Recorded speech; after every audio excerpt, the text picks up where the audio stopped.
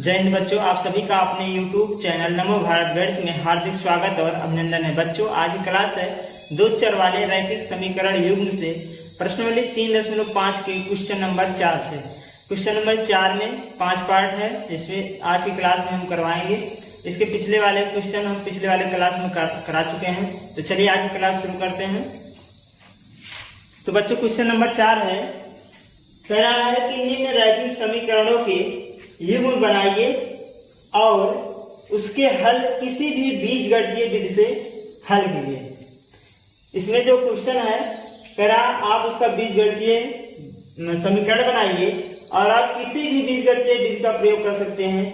चाहे प्रतिस्थापन विधि का प्रयोग कर सकते हैं, चाहे विलोपन विधि का प्रयोग कर सकते हैं, चाहे बजगुणन विधि का प्रयोग कर सकते हैं।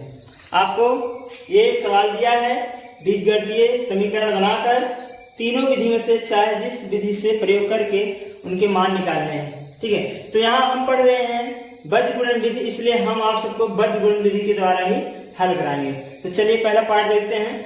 पहला पार्ट क्या है, एक छात्रावास के मासिक आय का व्यय का एक भाग नियत है तथा शेष इस पर निर्भर करता है कि छात्र कितने दिन भोजन लिया है। फिर कह रहा है, जब एक विद्यार्थी एक को 20 दिन भोजन करता है, 1000 छात्रावास के लिए व्यय के लिए अदा करने पड़ते हैं। तो उन्हें 1000 रुपया छात्रावास व्यय के लिए अदा करने पड़ते हैं। जबकि एक विद्यार्थी बी को जो 20 दिन भोजन करता है, छात्रावास व्यय के लिए 1180 अदा करने पड़ते हैं, 1180 रुपया। तथा फिर कह रहा है, नियत व्यय तथा प्रतिदिन भोजन का मूल्य ज्ञात कीजिए। अब सवाल को समझिएगा। यहाँ पर इसमें बोला क्या है, कह रहा है कि मासिक व्यय का एक भाग नियत है। मासिक कोई छात्रावास है, छात्रावास है, मान लीजिए ये छात्रावास क्या है, छात्रावास। छात्रावास मतलब हॉस्टल है। तो इसमें जो मासिक व्यय है, एक महीने का जो वार्षिक व्यय है, वो कह रहा है यहाँ पर मासिक आय का व्यय एक भाग नियत है। महीने में मासिक आय जो है, छात्रावास के लिए जो महीने का किराया देना पड़ता है, कह रहा है उसमें से एक भाग नियत है और शेष भाग इस पर निर्भर करता है कि प्रत्येक दिन कितना भोजन किया। तो मान लीजिए छात्रावास के लिए एक महीने का व्यय नियत है। क्या है? नियत है। ये कुछ भाग इसका क्या है, मासिक लिख देते हैं। मासिक आय जो मासिक आय है छात्रावास के लिए जो दे रहा है महीने का कुछ, वो कह रहा है छात्रावास के लिए नियत है। और इसके बाद छात्रावास में रहने के बाद जितना दिन भोजन करेगा, उसके प्रत्येक दिन का, हर दिन का क्या लगेगा, कुछ ना कुछ देना पड़ेगा, कुछ ना कुछ पैसा देना पड़ेगा। तो जो किराया है, मान लीजिए किराया, छात्रावास का जो किराया है एक महीने का, वो है नियत। वो क्या है? नियत है। लेकिन छात्रावास में रहने पर एक दिन का भोजन के लिए कुछ न कुछ देना पड़ता है। तो हम यहाँ मान लेते हैं, यहाँ प्रतिदिन भोजन ये दो भागों में बढ़ गया है। एक तो नियत भाग है, मान लीजिए ये किराया है, किराया हो गया और प्रतिदिन का भोजन हो गया। अगर हम किराया कह रहा है नियत है, किराया हम मान लेते हैं x रुपया क्या है, नियत है। और प्रतिदिन एक दिन का भोजन मान लेते हैं y रुपया है। हमने माना किराया क्या है, x रुपया है। छात्रावास एक महीने के किराया कितने दे रहे हैं, x रुपये दे रहे हैं, और एक दिन के भोजन का कितना दे रहे हैं, y रुपया दे रहे हैं। तो अगर a ने, यहाँ समझिएगा, a ने जो है 20 दिन भोजन किया है, 20 दिन ए ने क्या किया है, भोजन किया है, तो उन्हें देने कितने पड़ रहे हैं, 1000 रुपया देने पड़ रहे हैं। तो ए ने 20 दिन भोजन किया है। अब 20 दिन में उसका किराया तो नियत रहा होगा, तो किराया प्लस 20 दिन का भोजन कुल मिलाकर कितना दिया होगा, 1000 रुपया दिया होगा। तो यहाँ यक्स क्या हो गया, नियत हो गया, किराया हो गया, प्लस 20 दिन का भोजन, एक दिन का भोजन y रुपया, तो 20 दिन का भोजन कितना हो जाएगा, 20y हो जाएगा। तो यहाँ हो जाएगा 20y, और कुल मिलाकर कितना दे रहा है, 1000 रुपया दे रहा है। इस प्रकार से ये हमारा समीकरण बन जाएगा। अब दूसरा कंडीशन देख लो, जिससे b है, b वाला जो है वो 26 दिन भोजन किया है, 26 दिन भोजन किया और उसने दिया कितना है, 1180 रुपया दिया है। कितना दिया है, 1180 रुपया दिया है। तो उसमें भी तो 26 दिन में भी ₹100 नियत रहा होगा, किराया उसका नियत रहा होगा। और 26 दिन भोजन किया है, एक दिन भोजन का कितना है, ₹Y है। 26 दिन का कितना हो जाएगा, 26Y हो जाएगा। कितना जाएगा, 26Y। और दोनों मिलाकर कितना दिया है, 1180 रुपया हुआ है। इस प्रकार से हमारा समीकरण नंबर 2 बन जाएगा। क्लियर। चलिए अब यही बात यहाँ पर हम लिखते हैं। सबसे पहले मान लेते हैं कि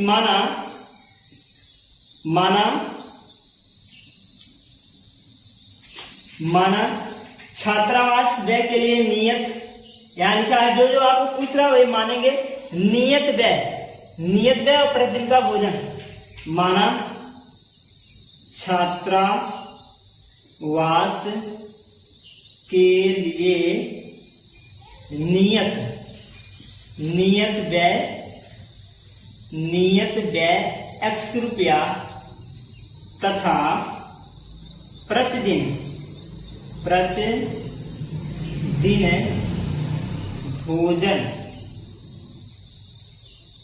प्रतिदिन भोजन का मूल्य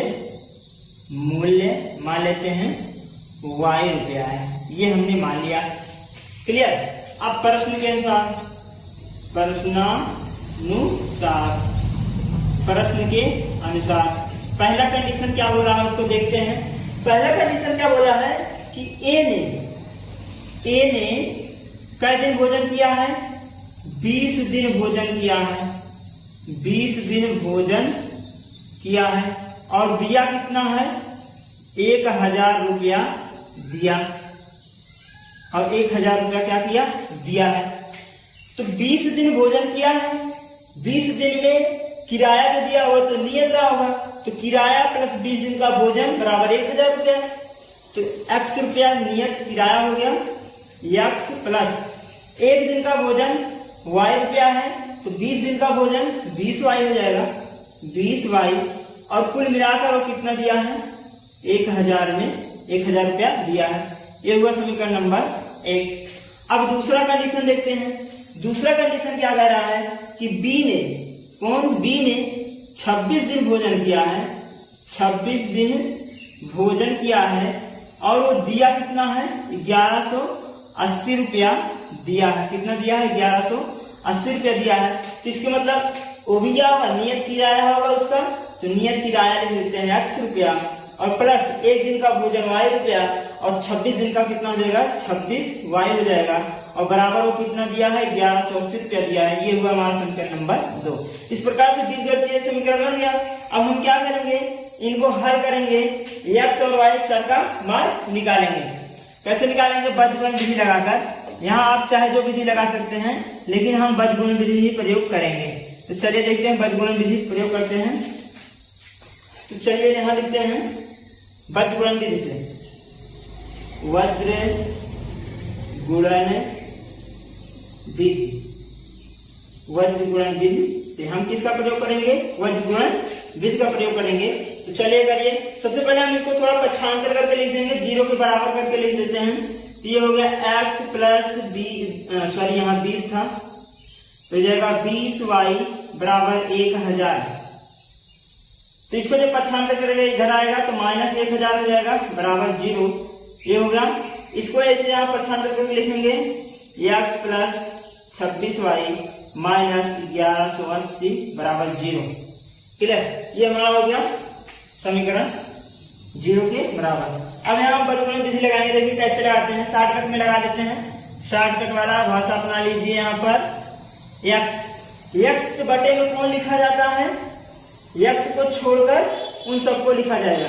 मतलब इनको छोड़ दीजिए, x वाले गुणांक को हम छोड़ देंगे और जो बचे हैं उनके गुणांक को त्रिया गुणा करके लिख लेंगे। चलिए इसका गुणा यहाँ करेंगे, इनका गुणा यहाँ करेंगे। तो 20 गुणे माइनस 180 ये हो जाएगा 20 गुणे माइनस 1180। ये गुणा होगा। फिर बीच में माइनस का चिन्ह लगाएंगे। इसका गुणा इसका यहाँ कर देंगे, 26 का 1000 से गुणा कर देंगे। तो ये हो गया हमारा 26 गुणे 1000। कितना हो गया, 26 गुणे 1000। क्लियर, इतना हो गया। ये भी माइनस था इसलिए हम यहाँ क्या लगाएंगे, माइनस लगाएंगे, बराबर y बटे। अब y के बटे में क्या लिखेंगे, अब इनको हटा दीजिए, इनको ढकना नहीं है। अब की बार किसको ढकना है, y वाले को ढकना है, तो y वाले के गुणांक को हम क्या कर देंगे, ढक देंगे। तो y वाले का क्या क्या बचा है, x का गुणांक बचा है और अचर पद है, तो इनको इनको और इनको हम गुणा करेंगे। तो चलिए पहले यहाँ से गुणा करेंगे, इनका गुणा इनका, देखिए क्रम से गुणा करिएगा, तो इसका गुणा पहले इसमें करेंगे, तो ये हो गया। यहाँ इसका गुणांक कितना है, 1 है, और इसका गुणांक कितना है, ये पूरा कितना है, 1000 है, तो ये हो जाएगा 1 गुणे माइनस का 1000, ये हो गया। ठीक है, ये हो गया। अब हम माइनस बीच में लगाए, अब इसका गुणा इसके साथ साथ करते हैं, इसका गुणांक 1 है और इसका गुणांक, इसका पूरा कितना 1180 है, तो ये हो जाएगा 1 गुणे माइनस 1180, क्लियर, बराबर। अब हम अचर पद लेंगे, अचर पद मतलब 1 ले लेते हैं। अब किसको हम हटाएं, ढकेंगे, इनको छोड़ दीजिए। अब हम किसको ढकना है, अब की बार हमको इनको ढकना है, क्या कर देंगे, इनको हम क्या कर देंगे, अब ढक देंगे। बचा हमारा ये और ये, इसका गुणा यहाँ कर देंगे और इसका गुणा यहाँ, तो 1 गुणे 26, 1 गुणे 26 माइनस में 20 गुणे 1 मतलब 1 गुणे 20। इस प्रकार से हम क्रम से लिखेंगे, ठीक है। तो ये हो गया हमारा टोटल वैल्यू। अब इसको हल कर लेते हैं, x बटे इसका गुणा करेंगे तो ये हो जाएगा हमारा 0, फिर इसका गुणा इसमें करेंगे 0, 2 8 16 और 2 के 2 3, 2 के 2, तो हो जाएगा 23600 माइनस, यहाँ माइनस है, यहाँ माइनस, माइनस माइनस गुणा क्या होता है, प्लस होता है, और 26 में 1000 से गुणा करेंगे तो 26000 हो जाएगा। कितना होगा, 26000, बराबर y बटे इसका गुणा करते हैं, माइनस 1000 हो जाएगा, और इसका गुणा करेंगे, माइनस माइनस क्या होता है, प्लस होता है, और 1180 में 1 से गुणा करेंगे तो कितना हो जाएगा, 1180 हो जाएगा, बराबर 1 बटे इसका गुणा करेंगे तो हो जाएगा 26, और इसका गुणा करेंगे तो कितना हो जाएगा 20, क्लियर। x बटे, चलिए इसको है यहाँ 1 मिनट, यहाँ इसका जब गुणा किए थे तो माइनस यहाँ क्या रहेगा, माइनस का ऐसा रहेगा, इसका गुणा यहाँ माइनस प्लस गुणा माइनस होता है, तो 26,000 में से 23,600 घटा देंगे, कितना आ जाएगा, 2400 आएगा। कितना आएगा, 2400, प्लस उनसे घटाए हैं तो 2400। y बटे 1000 है माइनस में और 1180 है प्लस में, 1180 में से 1000 घटाएंगे तो आ जाएगा 180, बराबर 1 बटे 26 में से 20 घटाएंगे आए कितना, 6, ठीक है। अभी हमारे यहाँ 3 फैक्टर बन गया, ये पहला फैक्टर है, ये दूसरा फैक्टर है और ये तीसरा फैक्टर है। तो सबसे पहले हम पहले और तीसरे फैक्टर से कर सकते हैं, तो ये होगा पहला और तीसरे से, पहले और तीसरे से। तो पहला हमारा क्या है, x बटे 2400 बराबर, तीसरा क्या है 1 बटे 6 है, ठीक है। तीसरा गुणा करा लेते हैं, इसका गुणा यहाँ हो जाएगा, जो हो गया x बराबर 2400 बटे कितना 6, और 6 चौक 24 हो जाएगा, तो हमारा x बराबर कितना आ गया 400। x की वैल्यू कितना आ गया 400 आ गया, ठीक है। अब हम दूसरा फैक्टर हमें करेंगे, दूसरा फैक्टर हमारा क्या है, दूसरे और तीसरे से, दूसरे और तीसरे से, इससे हल कर लेते हैं। तो दूसरा हमारा क्या है, y बटे 180 है, और तीसरा क्या है 1 बटे 6 है, इसका गुणा यहाँ कर देंगे तो y बराबर हो जाएगा 180 बटे 6। इसको हल करेंगे तो y बराबर कितना आ जाएगा, 6 × 18 कितना आ जाएगा, 30 आ जाएगा, ठीक है। तो ये हमारा x वैल्यू हो गया, ये हमारा y वैल्यू हो गया। अब यहाँ देखते हैं माने क्या थे, हमने माना था छात्रावास के लिए नियत व्यय, नियत व्यय x रुपया माने थे, और x का मान कितना आया है 400 आया है, इसके मतलब हमारा कितना हो गया 400 रुपया हो गया। और प्रतिदिन भोजन हमने माना था y रुपया माना था, और y का मान कितना है 30 है, तो हमारा हो गया 30 रुपया। तो इस प्रकार से ये हमारा क्या हो जाएगा, आंसर हो जाएगा। तो बच्चों ये क्वेश्चन नंबर 4 का पहला पार्ट था, जो कि हम इस प्रकार से हल करेंगे, 5 गुणे से हल किए हैं। तो चलिए अगला पार्ट देखते हैं, 4 का दूसरा पार्ट। तो बच्चों ये क्वेश्चन नंबर 4 का दूसरा पार्ट है, कह रहा है कि 1 भिन्न 1/3 हो जाती है, 1 भिन्न 1/3 हो जाती है जब उसके हर अंश से एक घटाया जाता है। कोई भिन्न है 1/3 हो जा रही है जब उसके अंश में से एक घटा देते हैं और वह 1/4 हो जाती है। दूसरा कंडीशन कर रहा है और वह 1/4 हो जाती है जब उसके हर में 8 जोड़ दिया जाता है, तो वह भिन्न कौन सी है, भिन्न ज्ञात कीजिए, ये बता रहा है। ठीक है, तो चलिए हल करते हैं। पूछा क्या है, भिन्न आपको ज्ञात करनी है। तो भिन्न आप कैसे बनता है, अंश बटे हर से बनता है। पहले अंश और हर दो चीज होते हैं, जिनको बटे में करते हैं तो भिन्न बनता है।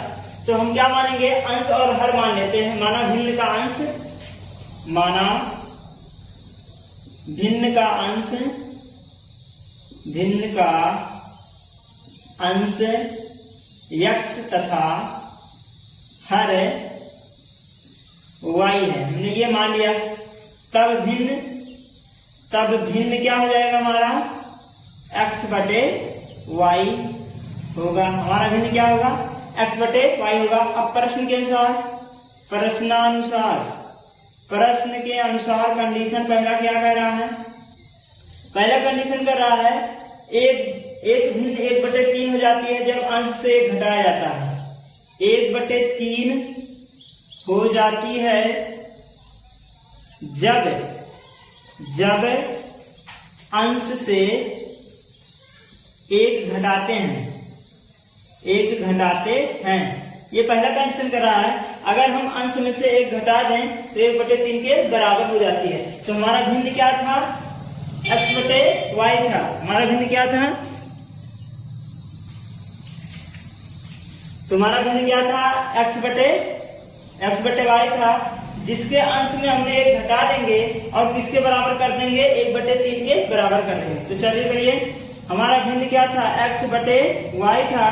कह रहा अंश में एक घटा दीजिए, अंश में से एक हमने क्या कर दिया, घटा दिया, और ये किसके बराबर हो गया, 1/3 के बराबर हो गया। इसका गुणा यहाँ कर लेते हैं, इसका गुणा यहाँ, फिर ये गुणा कर लेते हैं।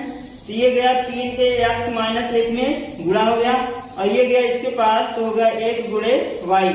3 गुणा x में 3x, 3 गुणा 1 में 3, और 1 गुणा y में y। ठीक है, क्लियर। इसको अगर हम पक्षांतर कर लें तो ये हो जाएगा 3x - y बराबर 3। ये हुआ हमारा समीकरण नंबर 1। अब दूसरा कंडीशन क्या कह रहा है, 1/4 हो जाती है, 1/4 हो जाती है जब हर में 8 जोड़ देते हैं, 8 जोड़ते हैं। दूसरा कंडीशन क्या कर रहा है कि एक भिन्न 1/4 हो जाती है जब हर में 8 जोड़ देते हैं। अब की हमारा क्या करना है, हर में 8 जोड़ देनी है। हर में क्या करना है, 8 जोड़ देना है। हमारा भिन्न क्या था, एक बार x बटे y था, तो हम लिखेंगे x बटे y। ठीक है, x बटे y हमारा क्या था, भिन्न था। कह रहा 8 जोड़ देते हैं हर में 8 हमने जोड़ दिया, और ये किसके बराबर हो जाती है, 1/4 के बराबर हो जाती है। तो लिखेंगे 1/4। और वही कंडीशन यहाँ भी करेंगे, तो यह गुणा कर लेते हैं, इसका गुणा यहाँ, तो x गुणे 4 हो गया बराबर, इसका गुणा यहाँ, तो 1 गुणे y प्लस 8 हो जाएगा। 4 गुणा करते हैं, 4x हो जाएगा, ये हो जाएगा y प्लस 8। पक्षांतर कर लेंगे, 4x - y बराबर कितना हो जाएगा, 8। इस प्रकार से ये हमारा समीकरण नंबर क्या बन गया, 2।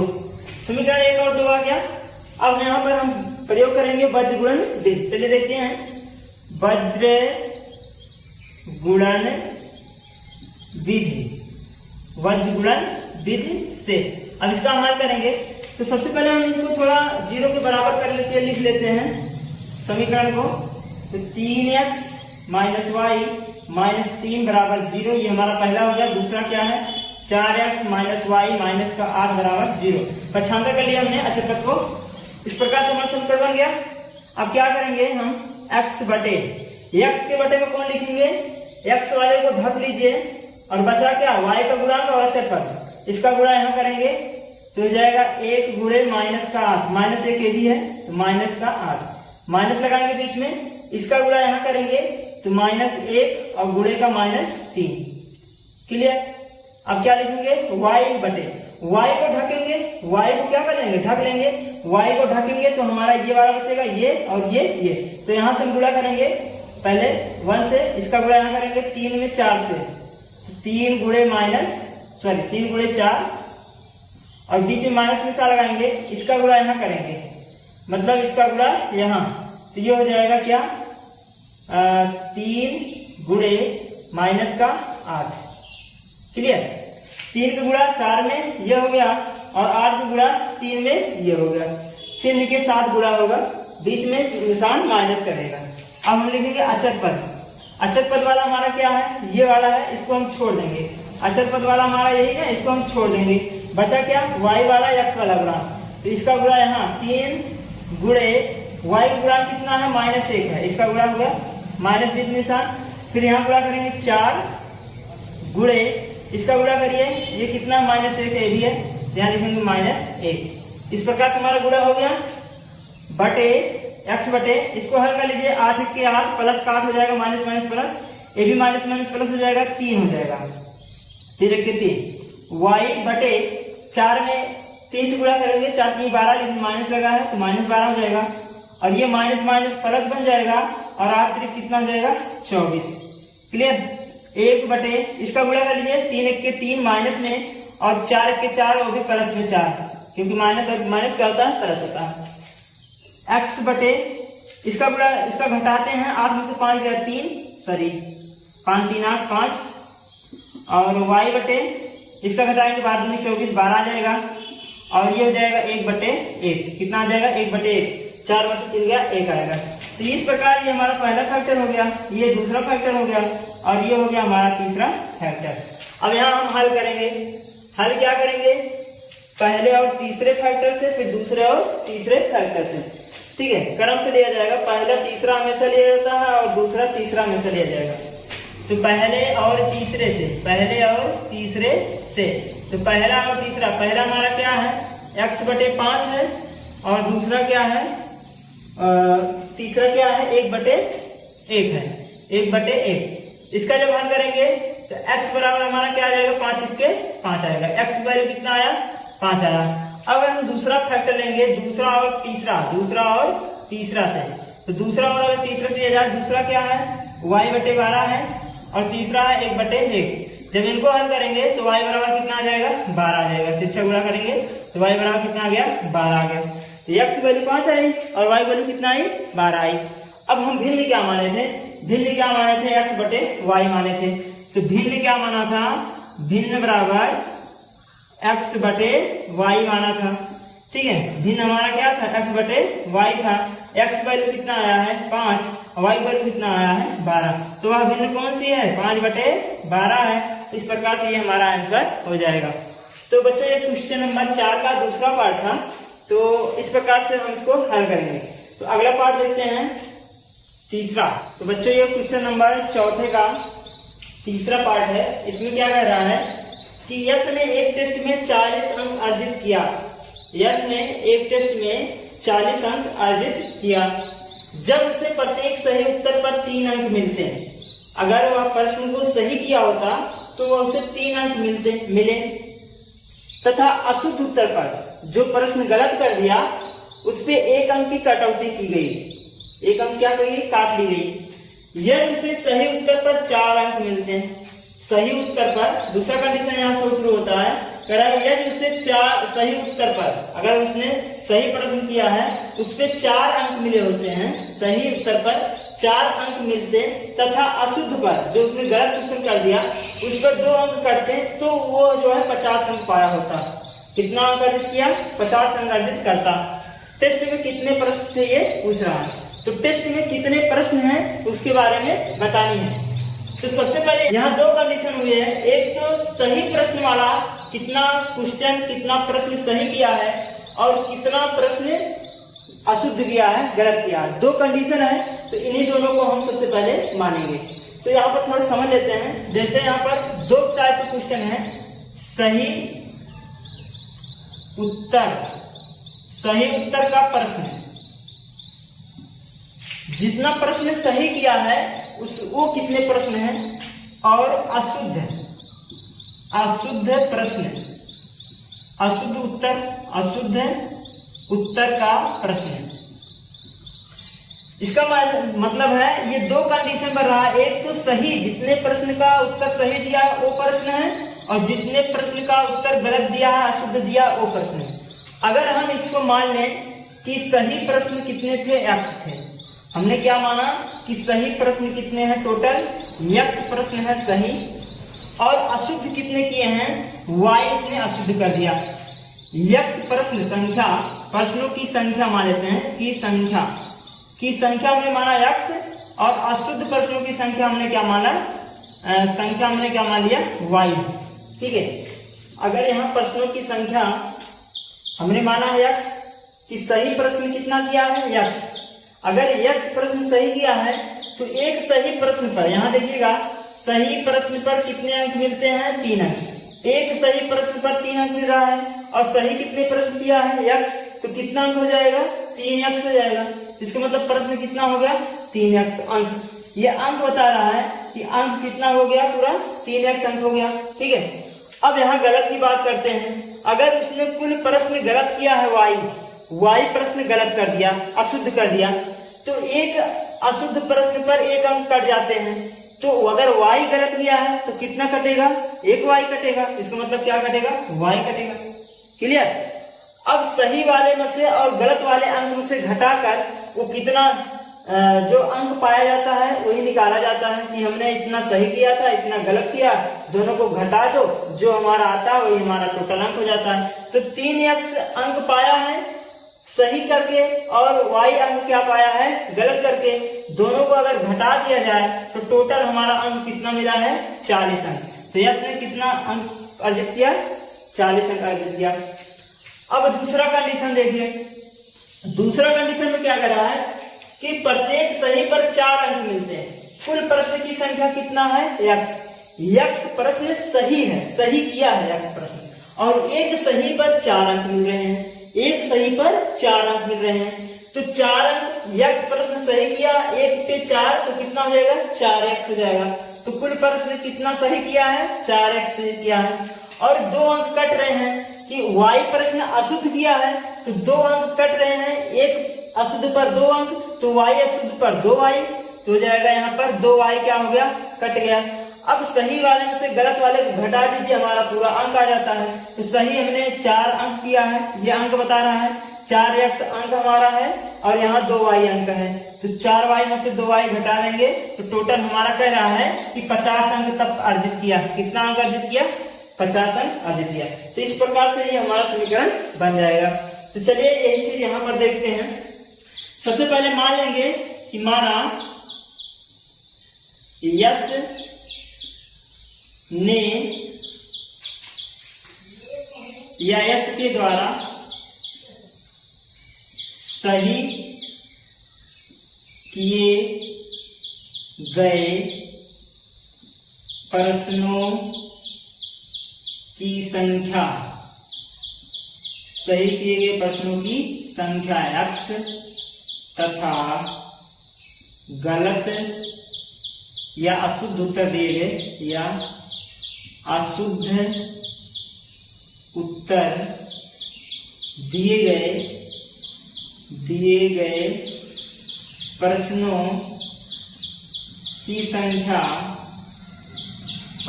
संख्या क्या है, y। ये हमने मान लिया कि माना s के द्वारा सही किए गए प्रश्नों की उत्तर कितना है, संख्या कितना है, x है, और अशुद्ध उत्तर किए गए प्रश्नों की संख्या कितना है, y है। अब प्रश्न के अनुसार, प्रश्न में क्या बोल रहा है, प्रश्नानुसार, प्रश्न के अनुसार जैसे कह रहा है वैसे करनी है।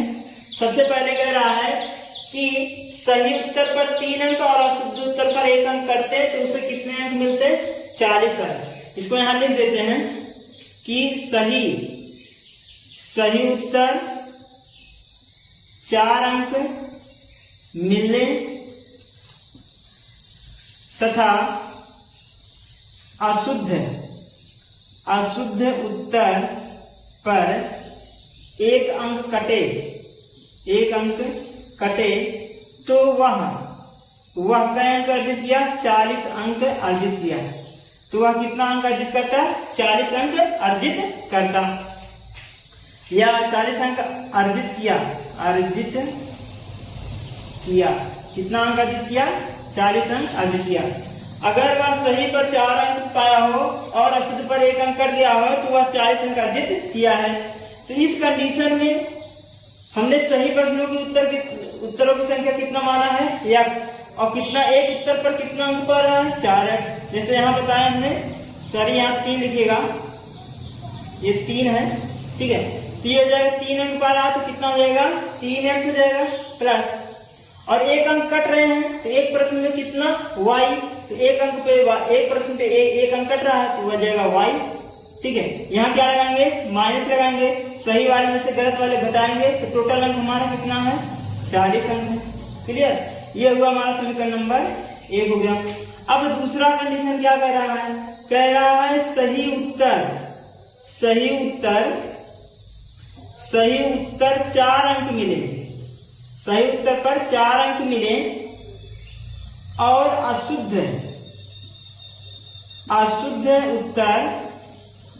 अशुद्ध उत्तर पर 2 अंक कटे तो वह 50 अंक अर्जित किया। कितना 50 अंक अर्जित किया, तो वह कितना अंक अर्जित किया 50 अंक। अगर 50 अंक अर्जित किया है तो एक सही प्रश्न कितने हैं x, तो एक सही पर कितना अंक पा रहा है 4x, तो पूरा अंक कितना हो जाएगा सही वाला 4 अंक सही मिल गया उसे, ठीक है, 4x अंक सही मिल गया। और गलत प्रश्न की संख्या कितना है y, एक प्रश्न पे 2 अंक कटता है तो टोटल प्रश्न 2 है तो कितना y है, तो y 2 गुणा करेंगे तो आएगा 2y हो जाएगा। अब सही वाले में से गलत वाले घटाते हैं तो हमारा टोटल अंक आता है, टोटल अंक कितना है 50 है। ये वह समीकरण नंबर कितना 2, ठीक है। समीकरण 1 और 2 बन गया। अब यहाँ लगाएंगे बज गुणन विधि।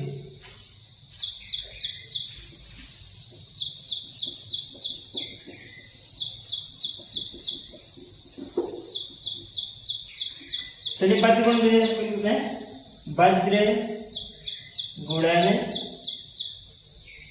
विधि क्या लगाएंगे वज्र गुणन विधि। तो सबसे पहले हम इसको 0 के बराबर कर लेंगे, जो हमारा समीकरण 1 और 2 है। ये हो जाएगा 3x माइनस y माइनस 40 हो जाएगा बराबर 0। दूसरा अगर लिखें तो ये हो जाएगा 4x माइनस 2y और माइनस का 50 बराबर 0। क्लियर। बच भी लगा लीजिए शॉर्टकट में x बटे वही लिखेंगे, x वाले के गुणांक को छोड़कर। ये हमारा छूट जाएगा पूरा, ये वाला पूरा क्या हो गया छूट गया, बचा कितना 50 और 1, 50 में 1 से गुणा करेंगे -1 और गुणे -50, ये गुणा हो गया। अब यहाँ लगाएंगे माइनस निशान, इसका गुणा यहाँ कर देंगे, यहाँ इसका गुणा कितना -2 और ये -40, ये हो गया बराबर y बटे में आइए। अब की y वाले छोड़ेंगे, ये हमारा y वाला छूट जाएगा, बचेगा ये और ये तो यहाँ से गुणा करेंगे हमेशा किनारे से, 4 में हो जाएगा ये 4 गुणे -40, ये हो गया -20 में लगेंगे, ये आएगा 3 गुणे -50, ये हो गया बराबर। अब अचर पद वाले लेंगे, अचर वाला पद ये वाला छूट जाएगा, इसको हम क्या कर देंगे छोड़ देंगे, बचेगा x का गुणांक और y का गुणांक। तो x का इसमें करेंगे 2 गुणे -3 गुणे -2, ये इसके साथ गुणा होगा और ये वाला इसके गुणा हो जाएगा और ये हो जाएगा -1 गुणे 4, y का गुणांक कितना -1 है और गुणे कितना करेंगे 4 करेंगे, ठीक है। इस प्रकार से ये हमारा मान हो गया। अब इसको हम सॉल्व कर लेंगे, x बटे इसको सॉल्व करिए, 50 में 1 से गुणा करेंगे तो माइनस प्लस 50 हो जाएगा, ये भी माइनस प्लस हो गया और बीच में माइनस निशान, माइनस प्लस 40 गुनी 80 कितना हो गया -80, y बटे 4 × 16 160 हो गया और माइनस प्लस हो गया 5 × 15 150, 1 बटे 3 दूनी 6 -6 और 4 × 1 4 प्लस 4 हो गया। क्लियर। ये हो जाएगा x बटे -30, 80 में से घटा रहे हैं माइनस वाले में से, y बटे ये हो जाएगा, सॉरी यहाँ माइनस रहेगा, माइनस प्लस हो जाएगा और ये हमारा माइनस रहेगा, 180 में से 150 घटाएंगे तो -10 आ जाएगा, 1 बटे 6 में से 4 घटाएंगे तो आएगा कितना -2, सब में माइनस है तो माइनस हम हटा सकते हैं, काट सकते हैं, तो ये हमारा पहला फैक्टर हो गया, ये हमारा दूसरा फैक्टर हो गया, ये हमारा तीसरा फैक्टर हो गया। अब हम पहले और तीसरे से करेंगे, फर्स्ट और थर्ड से, फर्स्ट और थर्ड से। तो फर्स्ट हमारा क्या है, x बटे -30 और थर्ड वाला कितना है, 1 बटे -2 है। ठीक है, चलिए इसको हल कर लेते हैं। जब इसको हल करेंगे तो हो जाएगा x बराबर, इसका गुणा 1 में कर देते हैं, -30 बटे -2। इसको जब काटेंगे तो x बराबर कितना आ जाएगा, 2 15 दूनी 30, x मान कितना आ गया, 15 आ गया। x मान कितना आ गया, 15। अब हम दूसरा फैक्टर लेंगे, दूसरा फैक्टर हमारा क्या हो जाएगा, ये हो जाएगा यहाँ से दूसरा और तीसरा, तो दूसरा और तीसरा से, दूसरा और तीसरा से ले लीजिए। दूसरा हमारा क्या है, y बटे -10 बराबर 1 बटे -2। इसका गुणा यहाँ कर लेते हैं, y बराबर हो जाएगा -10 बटे -2, 2 पंचे 10। y बराबर कितना आ गया हमारा, यहाँ पर 2 आ गया, कितना आ गया, 2 पंचे 10, 5 आ गया। y का मान कितना आया, 5, और x मान कितना आया, 15 आया। तो सही प्रश्न हमने क्या माना था, x सही प्रश्न है, जितना सही किया 15 किया है, और गलत y है तो गलत कितना कर दिया, y कर दिया। कुल प्रश्न सही वाला प्रश्न और गलत वाला प्रश्न जोड़ लेंगे तो हमारा कुल प्रश्न आ जाएगा। तो कुल प्रश्न यहाँ लिख देते हैं, कुल प्रश्नों की संख्या, कुल प्रश्नों की संख्या बराबर, यहाँ से लिख देते हैं x प्लस y। x कितना है, 15 है, और y कितना है, 5 है, बराबर कितना आ गया, 20। इस प्रकार से ये हमारा आंसर हो जाएगा। तो बच्चों ये क्वेश्चन नंबर चौथे का तीसरा पार्ट था। अगला देखेंगे चौथा पार्ट। तो बच्चों ये क्वेश्चन नंबर 4 का चौथा पार्ट है। करा एक राजमार्ग पर 2 स्थान A और B 100 किलोमीटर की दूरी पर है। एक राजमार्ग पर 2 स्थान है A और B जो कि 100 किलोमीटर की दूरी पर है। एक कार A से तथा दूसरी कार B से, ठीक है, A वाले से एक कार और B वाले से एक कार एक ही समय चलना प्रारंभ करती है। ठीक है, फिर कह रहा है कि यदि एक कार भिन्न भिन्न चालों से चले, दोनों की चाल जो है अलग अलग रहे, तो 5 घंटे पश्चात मिलती है। एक ही दिशा में चले तो वो 5 घंटे पश्चात मिलती है। यदि वो विपरीत दिशा में चले तो 1 घंटे के पश्चात मिलती है। दोनों कारों की चाल ज्ञात कीजिए। तो ए से जो कार चल रहा है उसकी चाल मान लेते हैं, और बी स्थान से जो कार चल रही है उसको हम मान लेते हैं। तो ए से जो कार चल रहा है उसको हम मान ले रहे हैं ए कार है, और जो बी से चल रहा है उसको मान ले रहे हैं हम बी कार है। ठीक है, तो दोनों की चाल हम अलग अलग मानते हैं। यहां से देखिएगा, माना ए स्थान के कार की चाल मान लेते हैं x किलोमीटर प्रति घंटा, तथा बी स्थान के कार की चाल y किलोमीटर प्रति घंटा है। ये हमने मान लिया है कि ए से जो कार चल रहा है उसकी चाल है x किलोमीटर, और बी स्थान से जो कार चल रहा है उसकी चाल मान ले है y किलोमीटर, दोनों अलग अलग है। अब यहाँ कंडीशन को समझिएगा, ए और बी दो क्या है, ए और बी क्या है, 2 स्थान है। तो मान लेते हैं एक स्थान यहाँ है ए और एक स्थान यहाँ है बी। ठीक है, एक स्थान यहाँ क्या है, बी है, और इनके बीच की दूरी जो है, इनके जो बीच की दूरी है वो कितना है, 100 किलोमीटर। यहाँ से यहाँ तक कितना दूरी है, 100 किलोमीटर की दूरी है। अब कह रहा है ए जो है ए से और बी वाला बी से एक ही समय में चलना प्रारंभ कर रहे हैं। यदि वह कारों की चाल भिन्न भिन्न में माना x और y 5 घंटे और एक ही दिशा में चले। देखिए ए वाला और बी वाला दोनों कार अगर एक ही दिशा में चले, जैसे ए वाला कार जो है इधर ए भी जा रहा है और बी वाला जो कार है वो भी इधर जा रहा है। देखिए दोनों का चाल क्या है, दिशा क्या है, सेम है। ए भी इधर जा रहा है और ए भी, मतलब ए वाला भी इधर जा रहा है, जो बी वाला है ए भी इधर जा रहा है, और जो ए वाला कार है ए भी इधर जा रहा है।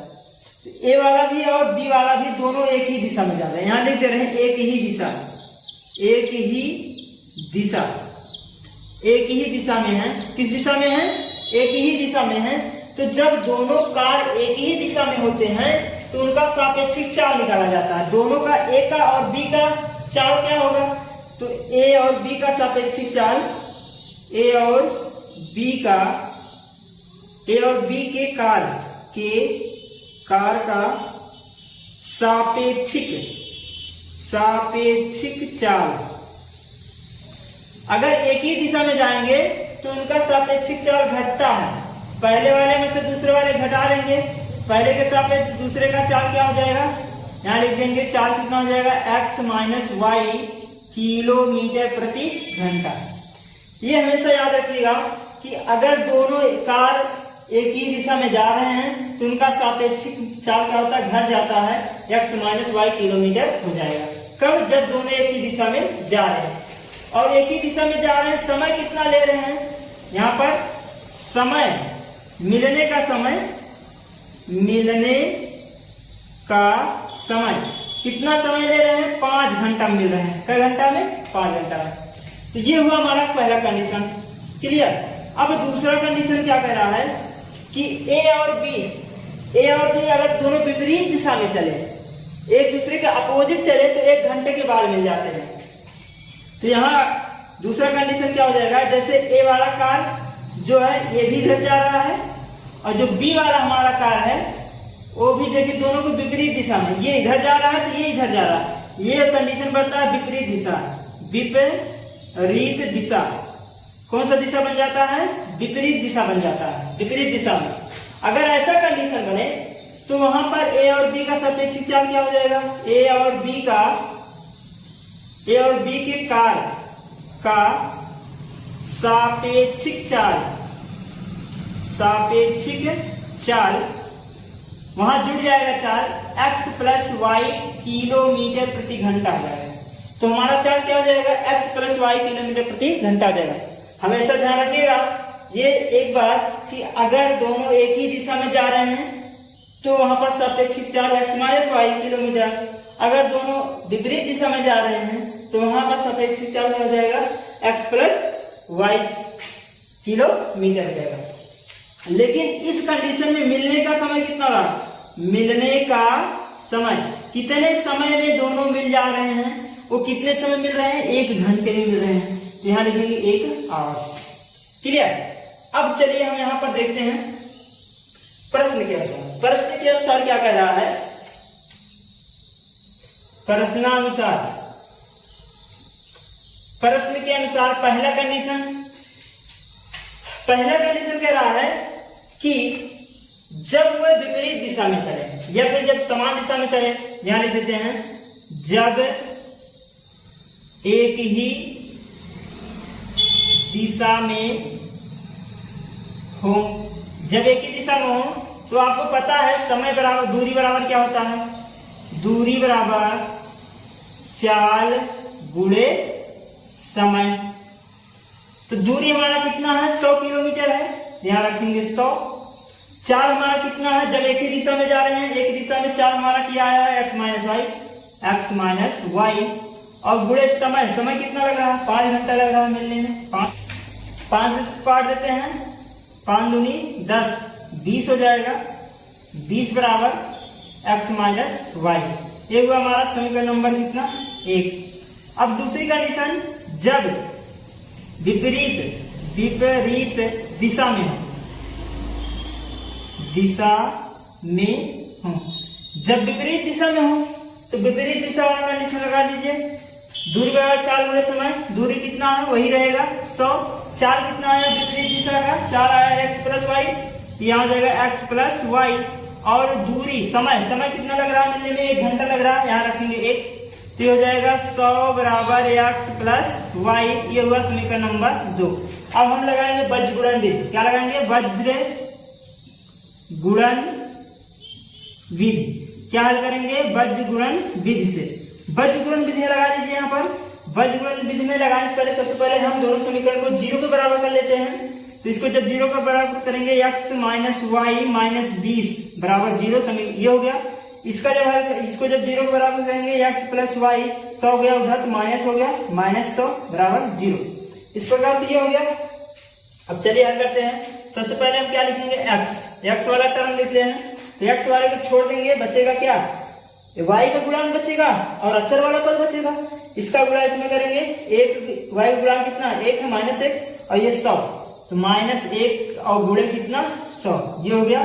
फिर बीच में माइनस का निशान लगाएंगे, फिर इसका गुणा करेंगे +1 और -20 का, ये हो गया 1 और गुणे कितना -20, ये हो गया बराबर y बटे y वाले गुणांक लेंगे, आपकी बार y वाले को छोड़ देंगे, बचेगा हमारा x का गुणांक और अचर पद, x गुणांक और अचर पद। इसका गुणा पहले यहाँ से करेंगे, 20 से इसमें गुणा करेंगे, किनारे से करेंगे यहाँ से तो -20 और गुणे 1, तो ये जाएगा -20 और गुणे 1 हो जाएगा, -20 में लगाएंगे, इसका गुणा यहाँ करेंगे -100 और गुणे 1, -100 गुणे 1, ये हमारा हो गया f y का टर्म। अब लेंगे अचर पद।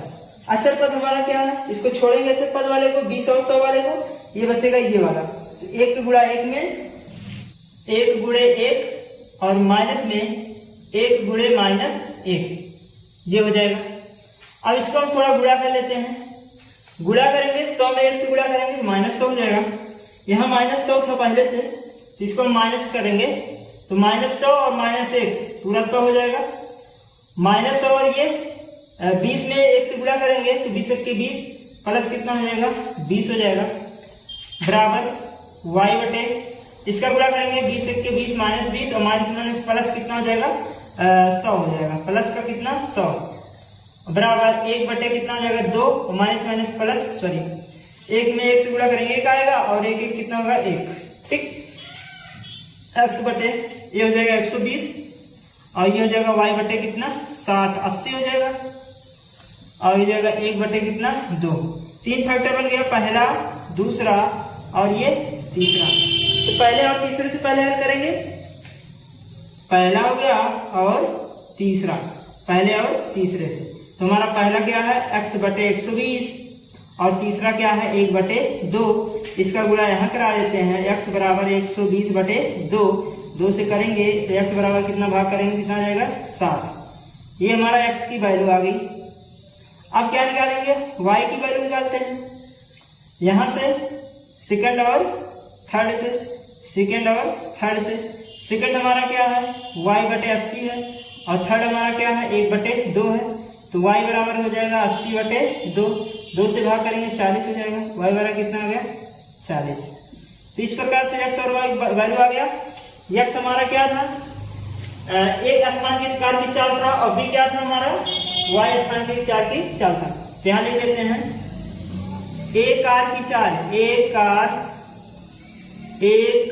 की चाल, एक कार की चाल क्या आया है 60 किलोमीटर प्रति घंटा। यहाँ लिखेंगे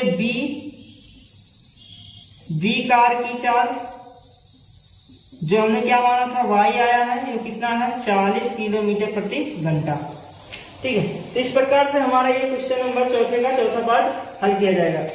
तो बच्चों ये क्वेश्चन नंबर चौथे का चौथा पार्ट था। अब अगला देखेंगे पांचवा पार्ट। बच्चों क्वेश्चन नंबर चौथे का पांचवा पार्ट है, तरह एक आयत का क्षेत्रफल 9 वर्ग इकाई कम हो जाती है। एक आयत का क्षेत्रफल जो है 9 वर्ग इकाई कम हो जाती है यदि उसकी लंबाई 5 इकाई कम कर दी जाए। यदि उसकी लंबाई में 5 इकाई हम क्या कर दें, कम कर दें और चौड़ाई 3 इकाई बढ़ा दें, और चौड़ाई को हम क्या कर दें 3 इकाई बढ़ा दें। यदि दूसरा कंडीशन कह रहा है यदि हम लंबाई को 3 इकाई और चौड़ाई को 2 इकाई बढ़ा दें। दूसरा कंडीशन कह रहा है यदि हम लंबाई को 2 इकाई और चौड़ाई लंबाई को 3 इकाई और चौड़ाई को 2 इकाई बढ़ा दें तो क्षेत्रफल क्या हो जाता है 67 वर्ग इकाई बढ़ जाता है, ठीक है। तो आज की बीमारी आती है, इसमें 2 बीमारी होती है, लंबाई और चौड़ाई, दोनों को ज्ञात करनी है। तो जो ज्ञात करनी है इसको हम मानते हैं कि आयत की लंबाई x और चौड़ाई क्या है y है, और उन्हीं को हमको ज्ञात करना है। तो चलिए यहाँ देखते हैं। सबसे पहले एक आयत है, यहाँ पहले मान लेते हैं कि आयत की लंबाई और चौड़ाई, यहाँ माना हमने, माना आयत की लंबाई x तथा चौड़ाई y वर्ग इकाई है, वर्ग इकाई है। हमने क्या माना आयत की लंबाई x तथा चौड़ाई की y वर्ग इकाई है, चौड़ाई। ठीक है, अब यहाँ कंडीशन को समझो। सबसे पहले हम मान लेते हैं एक कोई वर्ग था, एक कोई आयत था, सॉरी एक कोई क्या था, आयत था। इसकी लंबाई क्या था, x, और सॉरी लंबाई क्या था, x था, और चौड़ाई क्या था, y था। हमने मान लिया कि एक आयत था जिसकी लंबाई x थी और चौड़ाई y था। तो इसका जो क्षेत्रफल आएगा, इसका जो क्षेत्रफल हो जाएगा एक्स वाई, क्योंकि क्षेत्रफल क्या होता है, लंबाई गुणे चौड़ाई होता है। आपको पता होगा ना, क्षेत्रफल बराबर क्या होता है, लंबाई गुणे चौड़ाई होता है। तो इसका मतलब क्षेत्रफल इसका क्या होगा, एक्स वाई होगा। ठीक है, एक्स वाई। अब दूसरा कंडीशन क्या कह रहा है, यदि इसकी लंबाई में 5 इकाई कम कर दीजिए, लंबाई में 5 इकाई घटा दो।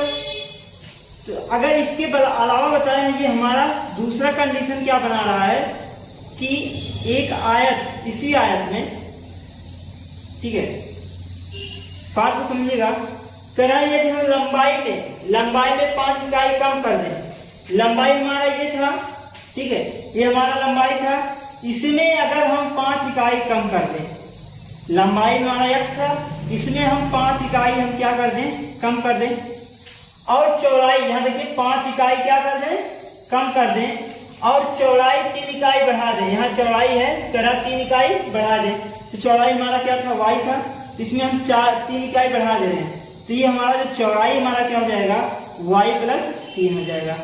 ये हमारा क्या हो गया, चौड़ाई हो गया, और ये हमारा क्या हो गया, लंबाई हो गया। ठीक है, अब इसका क्षेत्रफल क्या बन जाएगा, क्षेत्रफल इसका क्या हो जाएगा, लंबाई गुणे चौड़ाई, इसका मतलब x - 5 और गुणे में y + 3। बात समझ आई ना। अब फिर अगला क्या कह रहा है कि यदि हम 3 इकाई और चौड़ाई में 2 इकाई, लंबाई में 3 इकाई और चौड़ाई में 2 इकाई बढ़ा दें, तो क्षेत्रफल 67 वर्ग इकाई बढ़ जाता है। तीसरा कंडीशन क्या कह रहा है कि अगर इसी वाले में पहले का जो क्षेत्रफल था उसमें पहला कंडीशन ये बोल दिया, जो कि इस प्रकार हो गया। दूसरा कंडीशन ये कह रहा है, अगर इसी क्षेत्रफल में हम क्या करें, इसी आयत में हम क्या करें कि लंबाई 3 इकाई बढ़ा दें, तो x + 3 हो जाएगा, लंबाई 3 इकाई बढ़ा दें, और चौड़ाई ये देखिए 3 इकाई क्या कर दें, और चौड़ाई में कई इकाई, 2 इकाई, चौड़ाई में 2 इकाई बढ़ा दें। ये हमारा चौड़ाई हो गया, यहाँ हो गया 2, y चौड़ाई था, y + 2 हो जाएगा, हमने बढ़ा दिया। तो इसका जो क्षेत्रफल आएगा वो क्या हो जाएगा, x + 3 और y + 2, इस प्रकार से होगा। तीनों कंडीशन समझ लीजिए। पहले तो क्षेत्रफल क्या था, लंबाई गुणे चौड़ाई था, लंबाई हमने x माना, चौड़ाई वाला y माना, तो क्या हो जाएगा, लंबाई गुणे चौड़ाई x y। पहला कंडीशन कर रहा है, अगर लंबाई में 5 घटा दें, चौड़ाई में 3 जोड़ दें, हमने यहाँ 5 घटाया, यहाँ 3 जोड़ा, तो हमारा क्षेत्रफल ये प्राप्त हुआ। तीसरा कंडीशन कह रहा है, अगर लंबाई में 5 जोड़ दें, 3 जोड़ दें, और चौड़ाई में 2 जोड़ दें, तो हमारा क्षेत्रफल ये बन जाता है। ठीक है, ये 3 कंडीशन था। अब यहाँ हम देखेंगे इसका कैसे बीजगणितीय रूप बनाएंगे। ठीक है, तो पहला कंडीशन क्या कह रहा था, प्रश्न के अनुसार अब यहाँ हम देखेंगे। पहला कंडीशन ये कह रहा है 9 वर्ग इकाई कम हो जाता है। कब कम होता है, जब हम ये कंडीशन करते हैं, 5 घटाते हैं और 3 जोड़ते हैं, तब हमारा 9 वर्ग इकाई कम हो जाता है। तो पहले प्रथम स्थिति यहाँ लिख देते हैं, प्रथम स्थिति में, ठीक है, प्रथम स्थिति से हमारा ये प्रथम है और ये हमारा क्या है, दूसरा। ये प्रथम स्थिति है, ये दूसरा स्थिति है। पहले हमारा क्षेत्रफल ये था, अब क्षेत्रफल हमारा हमको क्या मिला, ये मिला। और इसके अलावा ये कह रहा है, जब इतना कंडीशन हम करते हैं, 5 घटाते हैं और 3 जोड़ते हैं, तो हमारा क्षेत्रफल 9 वर्ग इकाई कम हो जाता है। 9 वर्ग इकाई क्या हो जाता है, कम हो जाता है। तो जो हमारा पुराना क्षेत्रफल है, पुराना क्षेत्रफल बराबर नया क्षेत्रफल। पुराना क्षेत्रफल कब हम ऐसे लिख देते हैं, नया क्षेत्रफल बराबर नया क्षेत्रफल बराबर हमको कब मिलेगा, जब पुराने मत से 9 वर्ग इकाई कम करेंगे। तो ये जाएगा पुराना क्षेत्रफल -9। ठीक है, ये वाला बात समझिएगा कि हमको जो नया क्षेत्रफल मिला है x -5 और y + 3, ये हमारा नया क्षेत्रफल है। पुराने वाले में से कहना है क्षेत्रफल 9 वर्ग इकाई कम हो जाती है, आयत का क्षेत्रफल 9 वर्ग इकाई कम हो जाती है, तो हम पुराने वाले में से 9 को क्या कर देंगे, घटा देंगे। तो हमारा नया क्षेत्रफल क्या था, x -5 और y + 3 था। पुराना क्षेत्रफल क्या है, xy है, इसमें हमने क्या कर दिया, 9 घटा दिया। अब इसी को थोड़ा सॉल्व कर लेते हैं। पहले का गुणा पहले में करेंगे तो xy हो जाएगा, पहले का गुणा दूसरे में करेंगे 3x होगा, दूसरे गुणा पहले में करेंगे तो -5y होगा, इसका गुणा इसमें करेंगे तो -5 15 बराबर xy -9। ठीक है, अब इसको थोड़ा सॉल्व कर लेते हैं। xy इधर प्लस xy क्या हो जाएगा, पूरा कैंसिल हो जाएगा। ठीक है, तो हम क्या करते हैं, चर को अलग करते हैं, चर को अलग। ठीक है, तो ये हमारा xy हो गया और प्लस 3x हो गया -5y हो गया, xy को हमने इधर लाया -xy हो गया बराबर माइनस का 9 था पहले से, और ये इधर गया +15 बन गया। ठीक है, ये दोनों कैंसिल हो गया तो 3x - 5y और बराबर का कितना हो गया 6, 9 से 15। ये हुआ हमारा समीकरण नंबर 1। क्लियर। अब दूसरा स्थिति देखिए, द्वितीय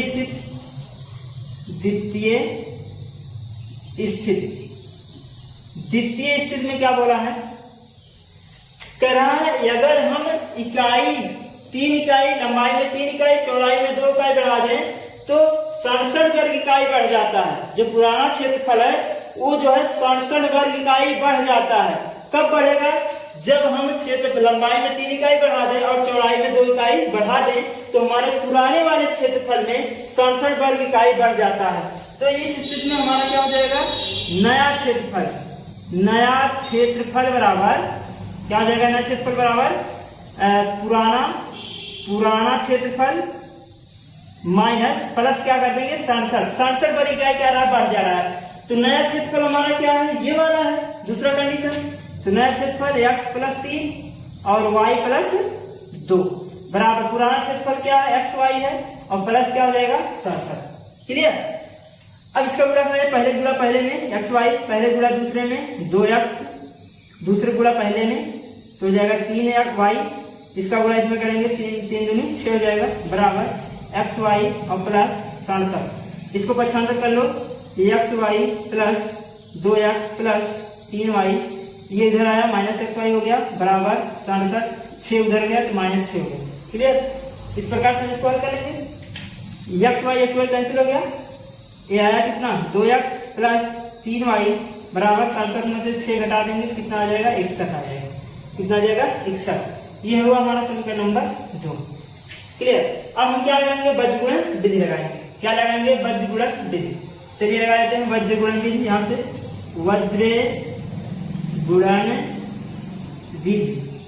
वज्रगुणन विधि से हम इसको हल करेंगे। तो पहले हम वज्रगुणन विधि से हल करने से पहले क्या करते हैं, दो चर वाले रैखिक समीकरण को 0 के बराबर कर लेते हैं। पहले हम 0 को बराबर करेंगे, पहला समीकरण यहाँ है, तो हो जाएगा 3x - 5y - 6 बराबर 0। इसको करेंगे तो 2x + 3y - 61 बराबर 0। ये हो गया। अब यहाँ लगाइए x बटे x वाले को छोड़िए, इसका गुणा इसमें करेंगे तो 5 - 5 × -61 -5 × -61। ठीक है, फिर यहाँ माइनस का निशान लगाएंगे, इसका गुणा इसका करेंगे तो जाएगा 3 × -6, 3 × -6, ये हो गया बराबर y बटे। अब y वाले में देखिए, y वाले छूटेगा तो इधर से गुणा करेंगे किनारे से, -6 और 2 का गुणा तो जाएगा -6 × 2, माइनस का निशान लगाएंगे। ठीक है, अब इसका गुणा यहाँ हो गया, अब इसका गुणा इसमें करेंगे -61 और 3, -61 का 3, ये हो गया बराबर 1 बटे अचर पद वाला लिख लेते हैं, अचर पद वाला छूट जाएगा, इसका गुणा यहाँ 3 3 और 5 2, 3 गुणे 3 करेंगे और क्या करेंगे माइनस चिन्ह लगाएंगे, -5 गुणे 2, -5 गुणे 2 करेंगे। ठीक है, इस प्रकार से ये हो जाएगा। अब यहाँ इसको गुणा कर लेते हैं। गुणा क्या करेंगे, 61 का 5 से गुणा कर लेंगे तो 5 1 के 5 और 5 6 30, 305 माइनस माइनस प्लस हो गया, ये भी माइनस माइनस प्लस हो जाएगा, 6 3 18 हो जाएगा।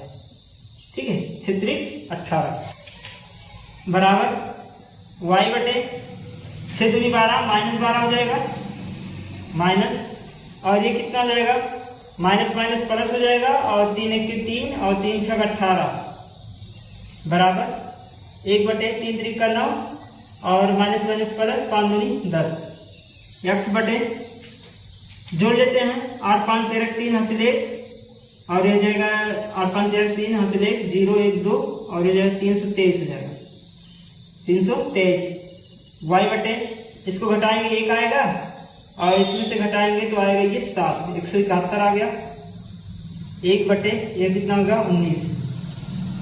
ठीक, इस प्रकार से हो जाएगा। अब ये हमारा पहला फैक्टर हो गया, ये दूसरा हो गया और ये तीसरा हो गया। तो पहले और दूसरे सर करेंगे, फर्स्ट एंड थर्ड से, फर्स्ट एंड थर्ड से।